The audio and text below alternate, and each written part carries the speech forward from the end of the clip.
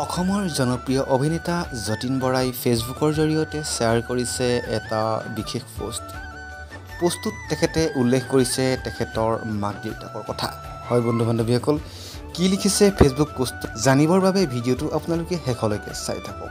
হয় বন্ধু বান্ধৱীসকল, অসমৰ জনপ্ৰিয় অভিনেতা যতীন বৰাই তেখেতে মাক দেউতাকক লৈ লিখিছে ফেচবুক পোষ্টটো।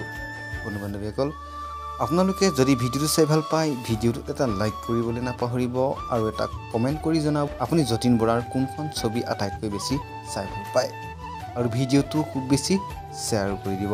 বন্ধু বান্ধৱীসকল, এতিয়া বলকচোন আমি যতীন বৰাই ফেচবুকত শ্বেয়াৰ কৰা সেই ভাইৰেল পোষ্টটো আমি চাই লওঁ। আজি পিতৃ দিৱস। দেউতা, আজিৰ এই দিনটোত আকৌ এবাৰ আপোনাক শ্ৰদ্ধাৰে সুঁৱৰিলোঁ। আপোনাৰ ত্যাগৰ ওচৰত মই আজীৱন ঋণী, মনত আছে আৰু চিৰকাল থাকিব। কিদৰে মোৰ অভিনয় যাত্ৰাৰ আৰম্ভণিৰ দিনকেইটাত আপুনি দিছিল আপোনাৰ পিতৃসুলভ সমৰ্থন আৰু সঁহাৰি।